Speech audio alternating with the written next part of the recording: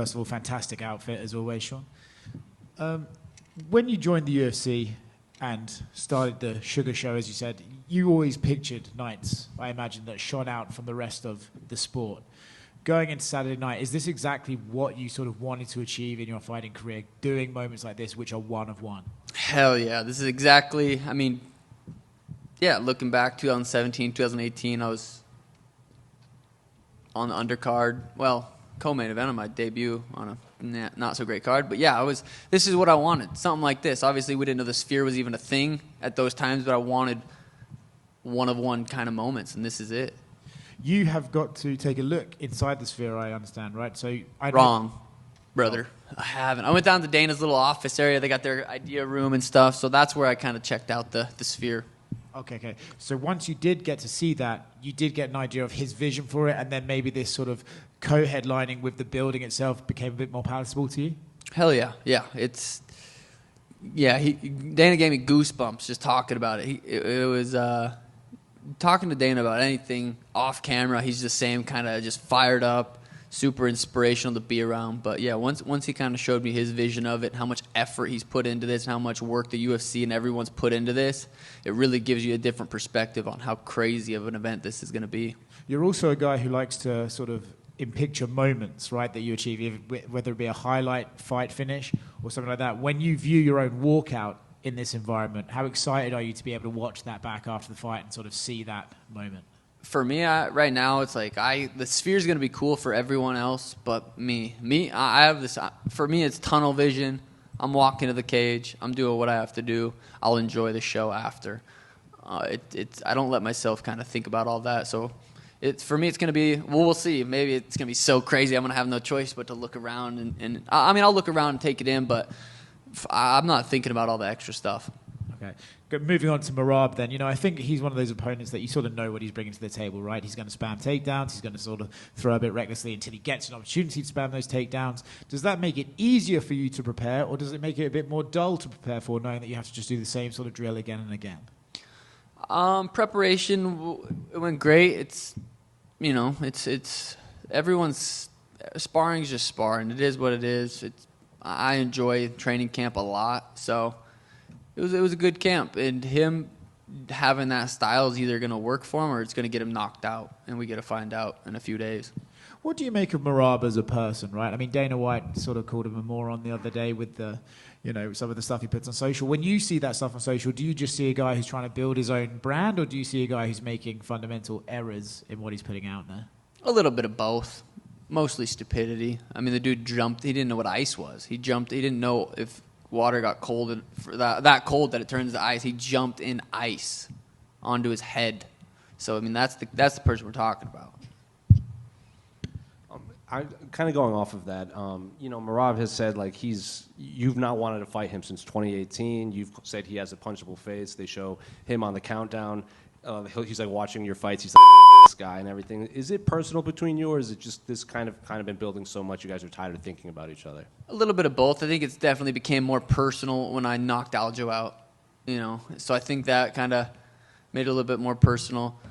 But then I started questioning their friendship in the first place, because I knocked Aljo out, and it's like Merab's turn, but Aljo's like, no, I want a rematch. And I was like, I don't know if these guys are his friend. Then Merab going on and saying, no, I would have fought Aljo if UFC gave me a contract. So I don't really know what's going on there, but yeah. We heard your coach say, it's hard to find guys that are like you to train with, to prepare for you. Did you have any difficulty finding guys like Merab in terms of his size or his style of fighting? No, not really. I mean, you're never going to find someone exact for anybody. Everyone's got their own styles, but we were able to find some shorter guys that were able to come in and shoot on me during sparring. So overall, I was very, very, very happy with how sparring went and with how camp went and all. Have you heard what, when Henry's saying, he's heard that you're having trouble getting off your back and everything? Is that just Henry talking, or what's he going off? Well, you saw me roast that guy, right? He tried saying, he got us, Kamaru, and Kamaru was like, nah, he got you. Henry is just he's just a little guy that just gets very upset about things, and I just burned him so good that I don't know where he got my back hurts, but yeah, that's not true. You also said, cardio doesn't mean anything when you're KO'd in the second round. So is that your official prediction for Saturday, second round knockout? I mean, Could be first, could be second. I could knock out Merab first, second, third, or fourth or fifth. But I am leaning towards the second a little bit. What was it like training with the Cardinals? We saw you with Kyler Murray doing some drills out there. Damn, that was fun. Childhood dream. First love, first dream was to be in the NFL. Like, football was my favorite sport, and so to be able to go and do that was a dream come true. Sean, right over here. Andreas from ESPN. We all know that Conor's been like the biggest star in the UFC, but should you perform what you think you're going to do on Saturday night, how close do you think you are to getting to that level of star power? Yeah. I think I'm very close. I think Conor's still got one more big fight in him because it's a big question mark. Like, what can Conor come back? Can he actually beat Chandler? So I think Conor's got one more huge fight in him. He goes out there and loses his next fight, it'll be like 6 in a row or something. It's got to die down eventually. Maybe not. That just tests how big of a star he is. But I would assume he goes out there. If he loses, I'm there. I'm the guy. I'm the number one. Coming off of that, what do you bring that's unique that Conor doesn't bring? Like, what do you think your appeal is to fans, not just of MMA fans, but fans that are casual fans of the sport? I bring fights. I fight often. So I think that's what it is right now. Conor was good on the mic. The accent, the words that he chose, he was very good on the mic. Performances, he had a couple good performances. But I'm consistent right now. I'm fighting a lot, so that's what I bring. Last thing for me, I know there was a time that you talked about boxing. Have you pushed that to the back? Are you still considering one day to get into the boxing ring? Someday. Yeah. Right now, it's not a focus at all. Like, Merab's the focus. I have big fights after. I mean, I've said Ilya, I've said Max, there's Umnar, there's Figgy. There's a lot of options for me right now that I don't think it's that time. But there will be a time when it's, Conor Floyd was requested by the fans. There's gonna be, if I go out there and keep knocking people out, it's going to be intriguing. Sean, over here. What are your thoughts on Merab embracing the Mexican fans in culture these past couple of months? Do you think that's more of a promotional move by him to just try and get people to sway towards him? Yeah, the dude pretends to be Georgian, then he pretends to be American, now he pretends to be Mexican. He's all over the place, but he's doing his best. Can't hate on it.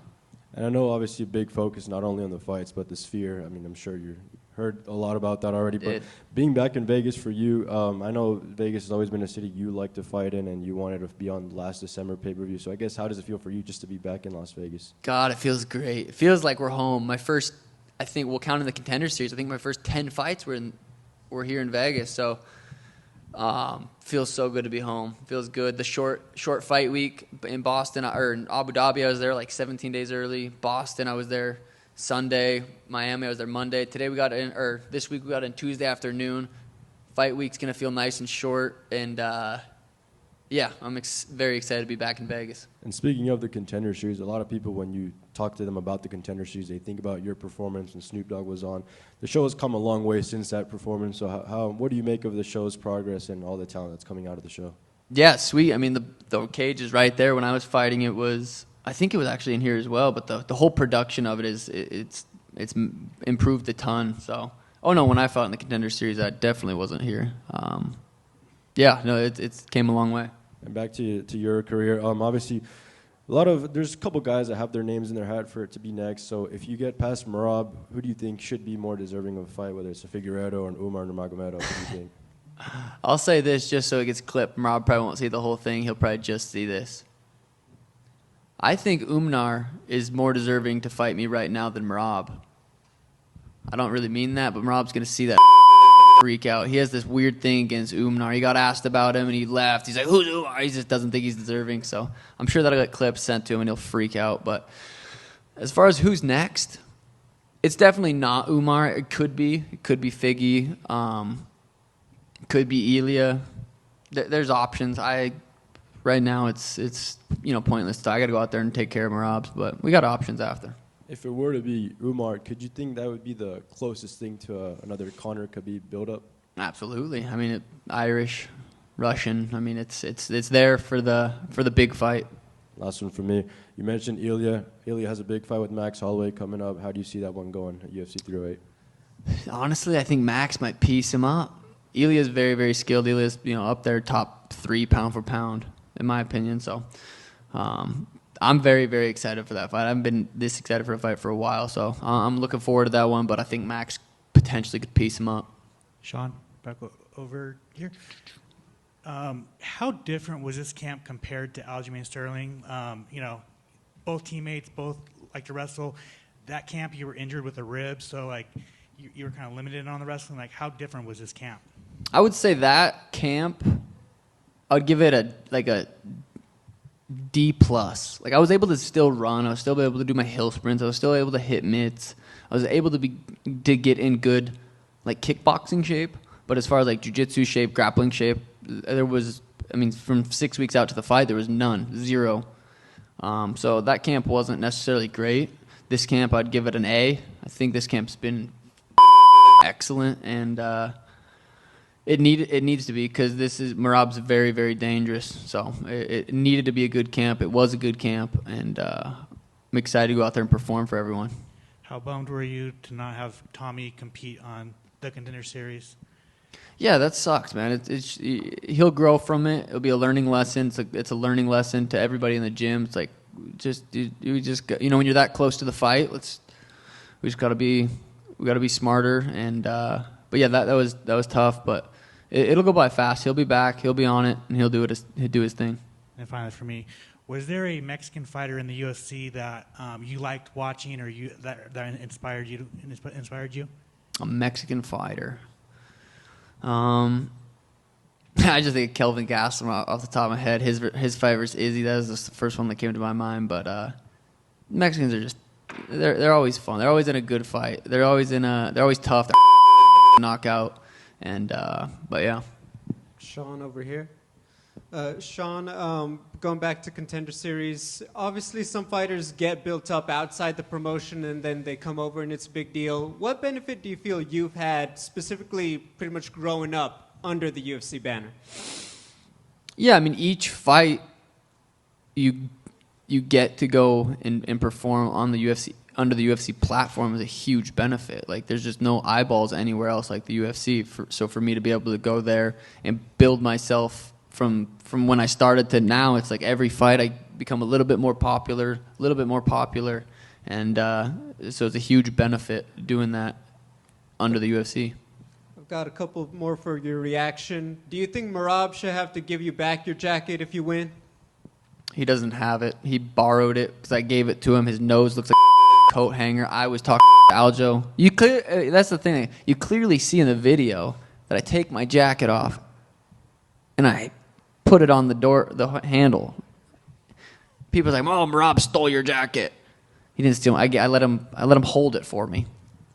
So I still have it. And then the last one, just for the record, do you feel you're more Mexican than Merab, headlining Mexican Independence Day? 100%. I have a Mexican family. Thank you. Sean, right over here.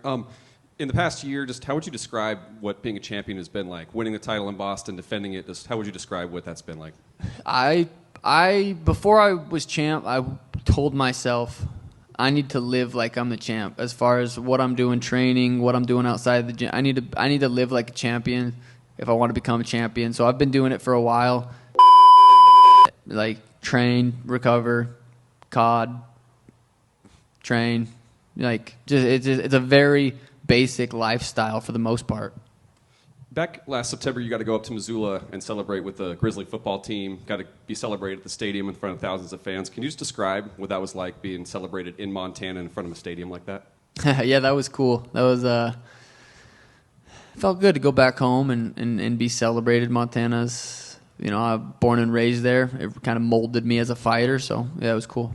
And then not long after that, you did the Town Pump event in Helena. Like, do those events mean more because it's where you grew up when you look back at it? Yeah, it's funny just going to places like my hometown and seeing high schoolers stand in line to get a picture with me. Like, I would have been standing in line to see someone that had made it from hometown. So I saw a lot of my younger selves in those guys. So yeah, it was cool. And then your siblings have been a big part of your life as well, and we're going to be speaking with them tomorrow. But Michael has obviously had kind of a remarkable story in his own right, and kind of a path for himself. Like as his younger brother, what's it like kind of seeing the trials and tribulations your older brother has powered through to kind of get to where he is now? Yeah, I thought that dude was definitely going to be dead. I lived in Arizona for like 8 years before he did. He was back in Montana, addicted to drugs, like way off on the deep end. And I thought that dude, I completely emotionally was not attached to him at all. Like I thought he was going to die eventually. So for him to get sober, move to Arizona, and like be a part of my life now, it's inspiring, honestly, because addiction's no joke, and he's battles it every day, but he's winning. So it's cool to see. How proud are you of him, and how much does he mean to you, just knowing his path? Very proud of him. Last one for me. Obviously, you talked about Tommy McMillan. Just what can you say about him as a fighter? Another up-and-coming Montana guy. Just how would you describe just his ability as an undefeated pro? Yeah, Tommy's very durable, very skilled, good mindset, and I'm excited to watch his career play out. Thanks, Sean. Sean, you said you ranked Ilya top 3 pound for pound. Where do you feel that you rank in your own pound for pound? Number 1, of course. All right, then who's number 2? John Jones. He's dogs. He shoots guns. No, I'm jokes. Sean, one more, please. Yeah. Who would be your dream artist to perform a concert at the Sphere? Damn, dream artist. That's tricky because there's so many, but I know that Mexican OT is coming out to support, so that's dope. Hey, great choice. Thank you, man. Yep. Peace.